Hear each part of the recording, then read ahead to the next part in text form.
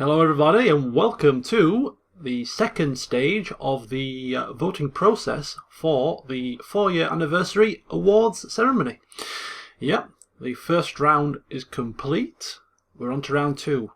For round 1, of course, you just had to select up to 3 nominations for the 10 various categories, and I'm pleased to say that you responded very well.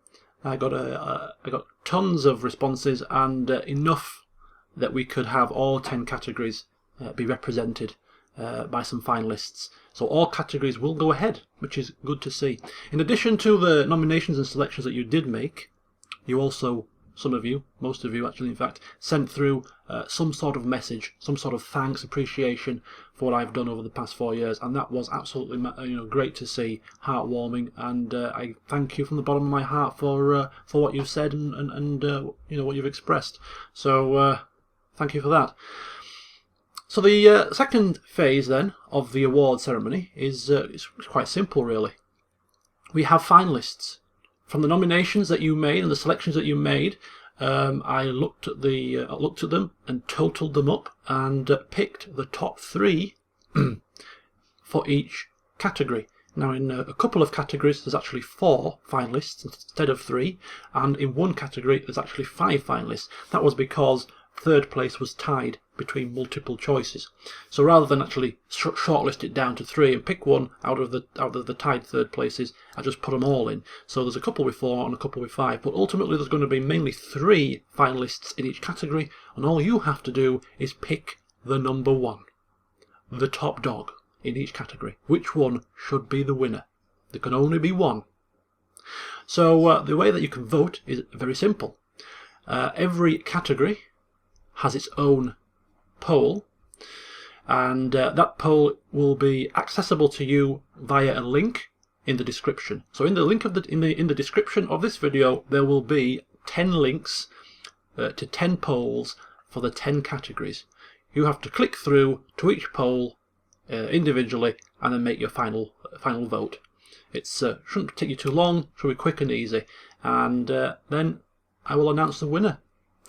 You won't be able to see the results. The results are hidden in the polls, so hopefully the winner will be or should be a surprise to you when the final video comes out, announcing the winners on my anniversary date, which is April the 13th. So today is the 5th of April if this video gets up in time, which means that the deadline for your voting will be on Thursday the 10th of April. So you're going to get another 5 days to make your final vote on the 10th of April at midnight, or 11:59 to be precise. Then the voting will end. I will tally the votes and announce the winners in the final video. So it's as simple as that. So all that's left to do is to go through the 10 categories and announce which 3 are in the final. Okay, so Scariest LP Moment. Well, the 3 finalists for this category are Entering the Attic in Gone Home. Gone Home was a very tense game. It wasn't particularly a horror genre, but it was tension. There was tension in the air as you were exploring this empty house, trying to figure out where your sister and family members had gone. And at the very end, we had to go up into the attic, and you just didn't know what was going to be there. Was it going to be your sister swinging from a chandelier? You just didn't know what to expect, and it was that unknown quantity, that tension, that created this scary moment. That was the first finalist. The second finalist is the library entrance scene from Outlast, walking along happily, merrily. Not quite, but you open this door and woof, there's a swinging body right in front of you, and it was just the whole music, the loud sound, the swinging body, the darkness, the shock and horror. It was quite horrifying, and I jumped back and in my usual fashion screamed out in horror. So that was the second one. And the third one was not long after that, just when you thought things couldn't get any worse. I'm talking about, oh my god, something else jumps out at me, I'm going to have a heart attack. Lo and behold, I'm about to slide down this narrow gap, and this voice shouts out, "Little pig," behind you, and the guy picks you up and chucks you off the edge, and again another horrifying moment there. So they are the three finalists for the Scariest LP: Entering the Attic in Gone Home, the library entrance scene in Outlast, and Little Pig from Outlast as well. Okay, on to the next one then. So we have the Saddest LP Moment. Now the Saddest LP Moment involves death, ultimately. Very sad time indeed. But the three deaths that seem to be, well, were the most popular, the three finalists, are Jamie's death in The Sims 3.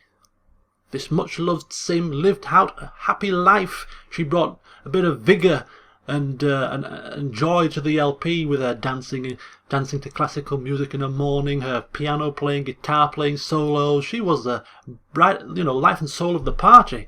So when she passed away at age 100 and whatever she was, still to this day stands as the oldest Sim in the LP, lived to the longest. When she'd passed away, quite a sad time indeed. And that was compounded by also a tribute video that was done after her death. The second finalist is Lee's death in The Walking Dead. Horrible situation. He's been bitten, he's chained to a radiator, handcuffed to a radiator, turning ill on his last legs, and rather than turn into a walker, poor little Clementine has to pull the trigger and shoot him in the head to kill him. Which she does, bless her little heart. And then to compound the sadness, I even put my own little montage at the end of that scene of all the various deaths in the game, just to compound the misery. So that is the second finalist. The third one in the Saddest LP Moment is Lydia's death in Skyrim. Boy, oh boy, that was heart-wrenching for poor Elwyn, wasn't it? His first companion, they'd been together for a little while, and, getting to know each other and having the time of their lives, slashing and hacking through the various dungeons, and then it was just the way it happened. One minute she was there fighting, an explosion, Elwyn goes off to do some exploring, turns around, thinks, oh, Lydia's not here, where is she? And then she's there, slumped, in a strange angle, legs bent behind her, slouched against a wall. And then the realisation hit. She's dead. So they were the three, I'm laughing like it's something funny, those are the three saddest LP moments: Jamie's death in The Sims 3, Lee's death in The Walking Dead, and Lydia's death in Skyrim. Which one is the saddest? It's up to you to decide. Okay, moving on to the third category then, we have the funniest LP moment. Now there's not 3 here, there's 5 to pick from, but these are the LP moments that made you laugh, made you chuckle, made you spit out water, coke, whatever you had in your mouth at the time at your computer screens, whatever happened, these were voted by you as the funniest moments. Number 1, the multiple fiery boulders of death that struck down 3 of my generals in the Medieval 2 campaign. Struck down once, okay, fair enough, bit of bad luck. Struck down twice, okay, very unlucky, slightly annoying, but we'll live with that. Struck down 3 times, I flipped my lid. And that was the compounding effect of having that happen to us 3 times was what, and the more and more angry I got as it happened, I think was the overall compounding hilarity. Number 2, this was the whole Pope situation in Medieval 2. Accidentally, in inverted commas, killing the Pope. How many times did he meddle in our affairs? We had to take a stand. So, we marched an army down to Rome, conquered Rome militarily, held the Pope as hostage, as prisoner, with a massive 17,000 florin bounty on his head. Shall we let him go? Shall we take the bounty? Oh, and he's... my finger clicked the execute button and he died. So that was the second finalist. The third one, Brelina, poor old Brelina, going about her business. Elwyn, firing spells off everywhere, and decides to shout. His unrelenting force shout. He shouts supposedly at the enemy. Brelina happened to be there. She got shouted off as well. It was Brelina getting shouted off a ledge, into some water below by Elwyn, who was rather, as usual, clumsy. So that's the third one. The fourth one, Elwyn once again in the mix, getting attacked by a stray dog. Walking along happily as Larry. Oh, there's a stray dog in the road. Isn't that cute? It barks happily at us. We thought it was happily barking at us. We go up to it. Oh, very nice doggy. And then it just turns like that. Click of a finger. Oof, it turns on you. Poor Elwyn was left in shock. Ah! Ran off. So that was the fourth finalist. And the fifth finalist for this particular category was, again, Elwyn involved again. This is a klutz, man, I'm telling you. Was him deciding to, I know what I'll do. I'll turn ethereal. Poof. And I'll jump off this very high mountain. Yeah, and he jumps off in ethereal form, but unfortunately for him, his ethereal form ended before he hit the bottom, so he, died. So that was the 5 moments for the funniest LP. Funniest LP moment. Well, multiple ballistas of death. We've got accidentally killing the Pope, shouting Berlina off an edge, Elwyn attacked by a stray dog, and Elwyn dying whilst being ethereal. Ethereal shout death. So they're the 5 moments. Pick your winner. Moving on then to the greatest LP moment. Just the overall greatest. For whatever reason. Was it an achievement? Was it just the epicosity of the moment? Was it funny, sad? Who knows? It was just the greatest overall LP moment. And the 3 finalists were Evan's martial arts tournament at the end of the Sims 3 World Adventures LP. He'd taken up this hobby of martial arts late in his life, actually, did Evan, and right at the very end decided that he needed to go to China to complete that wish of his, that lifetime wish to become the Grand Master, the granddaddy of all the martial artists out there. And he went on this epic journey in China where we had a bit of background music of the Matrix, and he was kicking backside and he was kung fuing every person out there he could possibly kung fu with, and he got to the final and he had a fight, and well, ultimately he was victorious. Grand Master Jones prevailed at the end. This bearded old man proved that he was the granddaddy of them all, really. So that was voted in there in the top 3 as the greatest LP moment. The second finalist was the end of the Medieval 2 campaign. This first LP of mine, this grand epic English campaign, culminated in a few things that probably led to this being one of the greatest moments. It was the whole invasion of the Middle East. We got these ships, we got these armies, we got these kings and generals.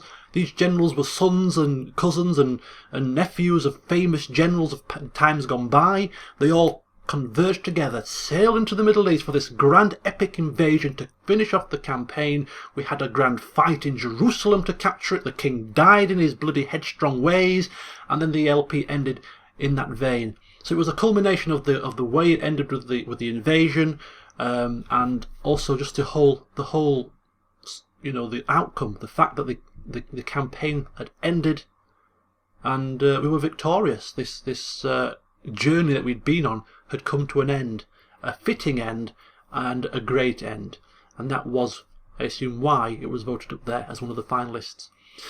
And the third selection for the greatest LP moment was becoming king for the first time in Crusader Kings 2. Poor old George, well, I say poor old George, but George I of Cornwall started out as a peasant boy, an orphan boy, became count, rose to duke, and then his offspring, his families, grew and grew through political intrigue, through a bit of fighting and fabricating a few claims here and there. We eventually had Bohemond rise up above them all, with a bit of help from his dad, of course, to become the first Fleming king. Great moment indeed. So they are the 3 greatest moments as voted for by you so far. We need the number 1. Is it going to be Evan's martial arts tournament, the end of the Medieval 2 campaign, or the first Fleming king? It's down to you guys. Pick your winner. Okay, next category, most memorable sim. We've had a few sim series now. Which sim is number 1? Here's the 3 finalists. We have Johnny 5, He came to us in Sims 3, Ambitions in Late Night. He was a gift to Mikey from Evan. And since all the way back then, he's still present now. He's outlived every Jones possible. He's the last man standing. He's an epic writer of multiple novels. He's an epic painter. Hopeless in love until he found his one true love, Kerry. He's been there through thick and thin. Uncle Johnny, he's overseen all the family members possible. He's been there through it all, and he's still going strong. And of course, who can forget the scene with him talking with a bloody microwave? Mikey is a second finalist. Good old Mikey Jones. Eh? Who can forget him? Headstrong in his younger days, even getting into a couple of fights. But ultimately, becoming movie star supremo, moving to Appaloosa Plains, switching his careers, and becoming politician. And, well, finishing off, I suppose, with his hilarious scene in the tattoo parlour when he found out that his wife Jun had almost effectively been killed from having a tattoo there. He went off on a rampage, waving his cane about. Boy, he had a few memorable moments, didn't he? And that's probably why he's made it to the top 3 of most memorable Sims. And who can forget the founding father, Evan Jones. Geeky, nerdy type, found his sweetheart, and together went through thick and thin and had the rides of their life, becoming Supreme Surgeon, and of course finishing off as Grandmaster. The patriarch of the Jones family. He makes it in there into the top 3. Who is number 1? Johnny 5, Mikey, or Evan? Let me know. Vote for the winner, and we shall find out. Best Total War Battle. Which top 3 were there? Well, we had the defensive Dijon, Nicholas Horston, General Supreme, the man that fought side by side with King Ambrose to take down the French, was now beset upon by the Milanese, who were now at war with us due to a little blunder by King Lawrence. But anyway, army attacked Dijon. He was against the odds, but he fought, and he fought, and he fought literally to the last man. There's a handful of men left, but they chased off the attackers, and ultimately, in the face of defeat, multiple times they had to retreat back to the city centre because they were overrun. But they re-rallied, and they charged out again, and they won an epic battle. That was the first one that was made it to the final. The second was the defence of Totomi in Shogun 2. Very similar situation. We were attacked. In the early stages of the campaign, we were attacked because of the fact that we rose up against our overlords. I think it was the Imagawa. We were at war with a lot of factions. The whole of Japan hated us for our treachery, and we were, at the early stages, overwhelmed.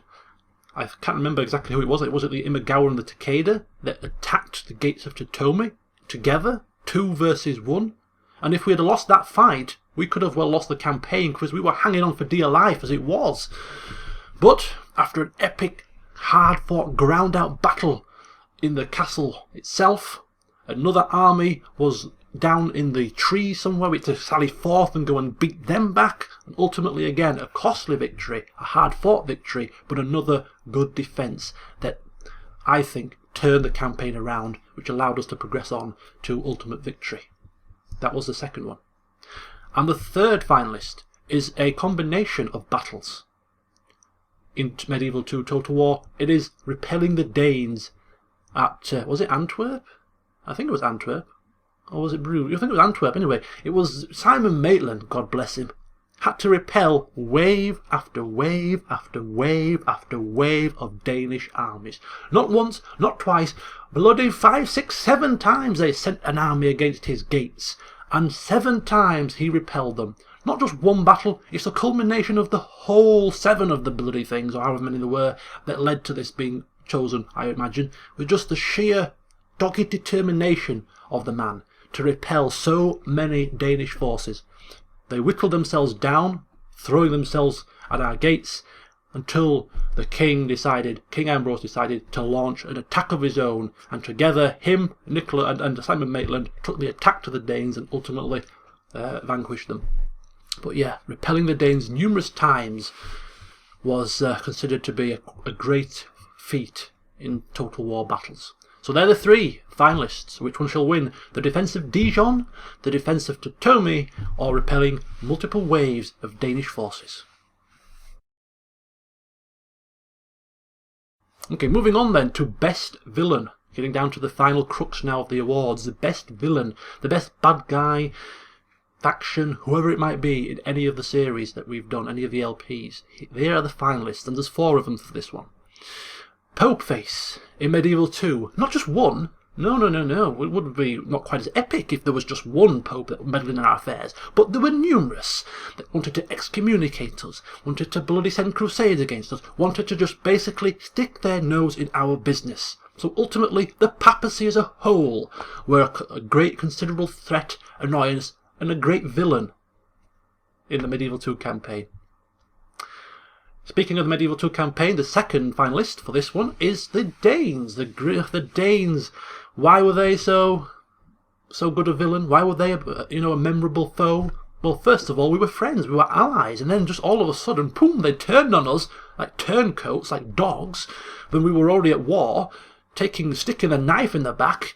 That was the first act that didn't really endear them to us. And then, of course, as we already mentioned, bloody wave after wave after wave after wave thrown against our gates. Utter pressure they were putting on us. And then again, we ultimately took the fight to them. Even the great King Ambrose had his final battle against them, run them down, cut them down. They ran in fear when he charged through their gates. A memorable villain, a memorable foe. But were they the best? You decide. Number 3, Saren in the original Mass Effect. Yes. This Turian guy, former Spectre, Commander Shepard chasing him through the galaxy. But he wasn't the ultimate threat, but, he was a good villain. Couple of fights with Shepard, got the upper hand in a couple of times, but that final fight, Shepard came out on top. And the final choice, Alduin in Skyrim. A lot of people have picked this, but I don't think we've seen the worst of Alduin yet in our current adventure. I think there's more to see. We're not even finished the main quest line, so it's hard for me to judge how true this really is. But you say he is a great threat, he is one of the best villains, I'll go with your choice. He made it to the final. So yeah, don't know what he's got left for us. But what he's done so far, raising up these dragons, that's bad enough, because Elwyn is constantly beset by them, and the College of Winter has more dragon bones in its courtyard than bloody dragon graveyard. So, yeah, he's got something to answer for. So they are the 4 finalists for Best Villain. Popeface, the Danes, Saren, and Alduin. Best Supporting Act. Okay. Which ally, which companion, which faction assisted us the most? Assisted us the best, provided us with laughs, cries, whatever it might be, an overall good companion to have with you. Toby the Killer, Medieval 2, lopping off the heads of many a French family member, poisoning them, putting snakes in their beds, slitting their throats, cardinals, heretics, diplomats. No enemy was safe from this man's clutches. And the amount of people he killed for King Ambrose was unbelievable, and he helped greatly in assisting with the demise of the French. The French must have been quaking in their boots when this man was on the loose, because no man was safe from his clutches. And he died, to date I think, the greatest assassin in any Total War I've ever played. Is he the number 1 choice though for Best Supporting Act? We'll have to see. The second finalist for Best Supporting Act is Brelina in Skyrim. God, how much did she have to endure, bless her heart, carrying Elwyn's burdens from time to time, taking fireballs to the back of the head multiple times, being shouted off ledges, and still she stuck by him, still with a smile, maybe a strained smile on her face, and even when Elwyn told her that her time was was done in the field, time for her to go back to the college and take some theoretical time out to practice in the college, she went reluctantly, still wanting to be by his side. They shared common interests in great vistas and great views and sightseeing, and since then Elwyn has never been the same. And just recently, of course, he's been having a bit of a dream or two about old Brulina, and he's just beginning to think, we miss her. Will she be back to continue by his side? Well, time will only tell. But so far, what she has done for us has led her to become, in the final, as one of the best supporting acts. The third choice, Boone. Bloody hell, Fallout New Vegas. Forgot all about Mr. Boone. But yeah, he was a good companion. I think he stuck with us through the entire campaign once we'd recruited him.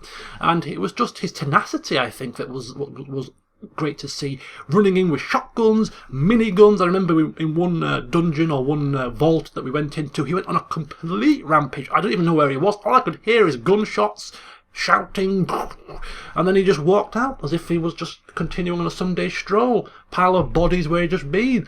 He was an absolute relentless madman at times. And yeah, he was a very staunch ally, very loyal, and an all-round good companion. One which I had almost forgotten about, to be fair, but you guys didn't. He made it to the final. But is he number one? And the final finalist, there's 4 of them in this category, it is Lydia in Skyrim. Lydia, Elwyn's first companion, housecarl, carrying his burdens, as she liked to say. You know, she resided at Breezeholm for a short while with him, and they went on early adventures together. And then she fell in the battlefield, protecting, you know, who she was sworn to protect, and her loss hit Elwyn very hard, because she was a good companion.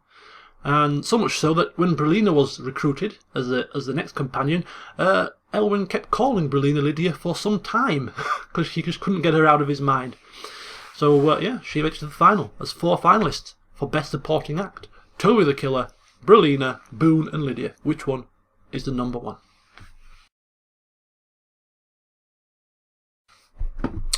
Moving on then to Best Main Character. We've had numerous LPs, and in every LP there's been somebody that stood out as the main protagonist. Whether it's because it's the main character, whether it's because it's one of the faction leaders in one of the campaigns.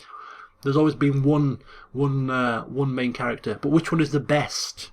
We have 3 finalists, 3 big figures to pick from. The first one, the mighty King Ambrose, leader of the English in the campaign for Med 2. He was a big man. He was a feared man, malevolent man, some would call him. He oversaw England rise from island to empire, fighting on multiple fronts, commanding troops against the French and taking them down, back to England, overseeing them, building them up, overseeing a bunch of generals that were headstrong, wanted to go into war and fight, and, you know, popes. He was excommunicated countless times and didn't even give a crap.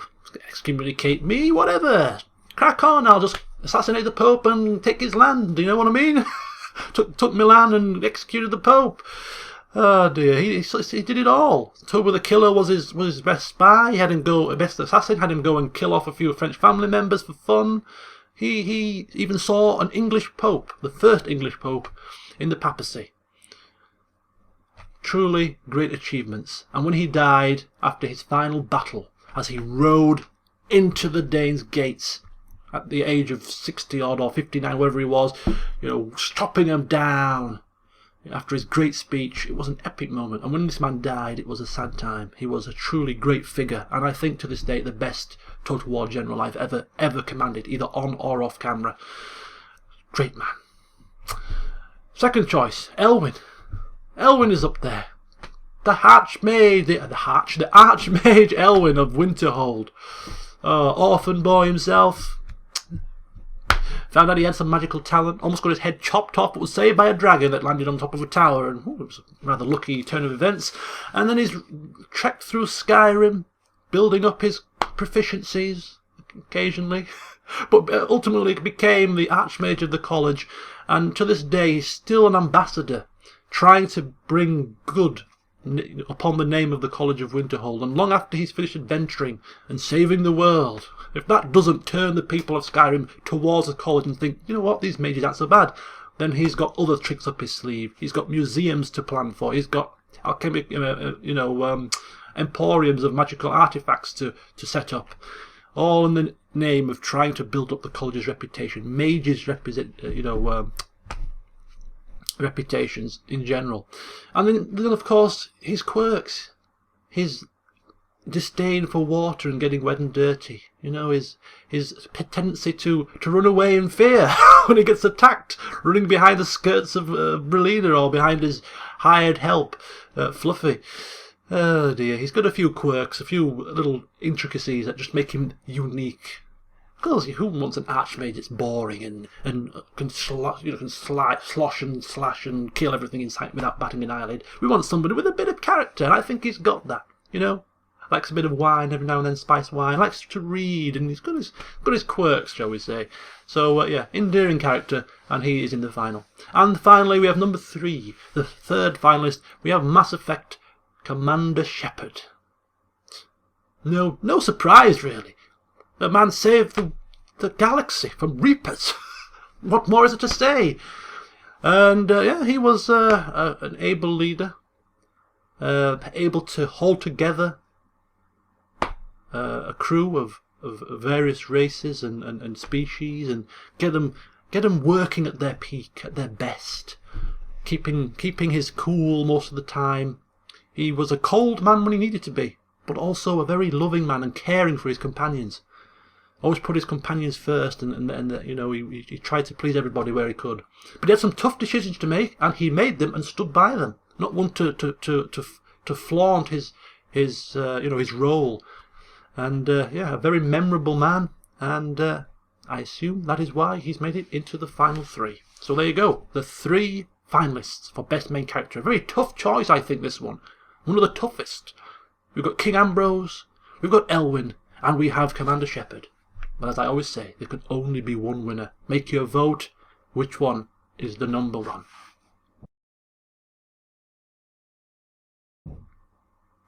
The final one, the final category.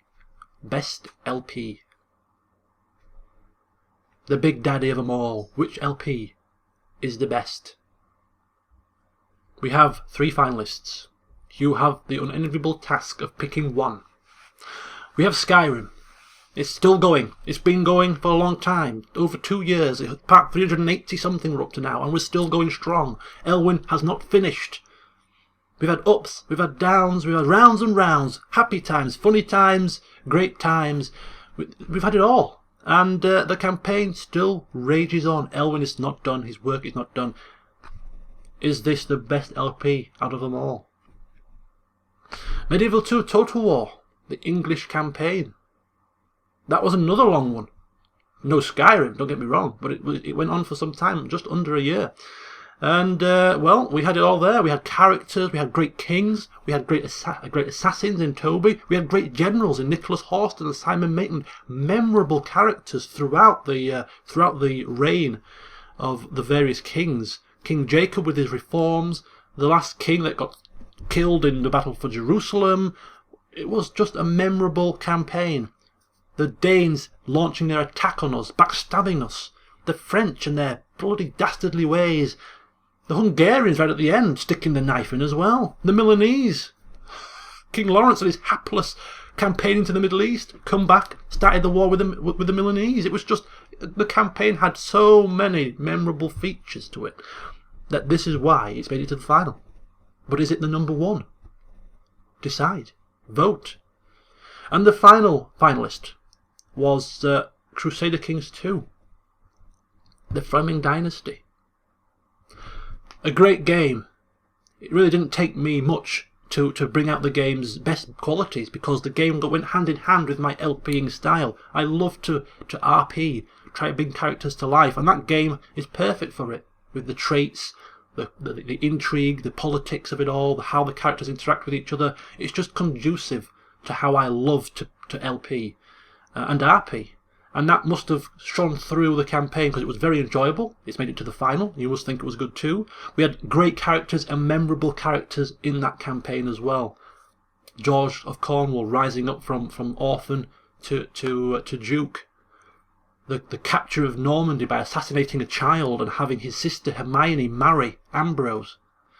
We had the great Duke George I of Normandy, who was a drunkard, a slothful man, but somehow got the job done. And when his son Bohemond became the king, Duke George of Normandy was still in power.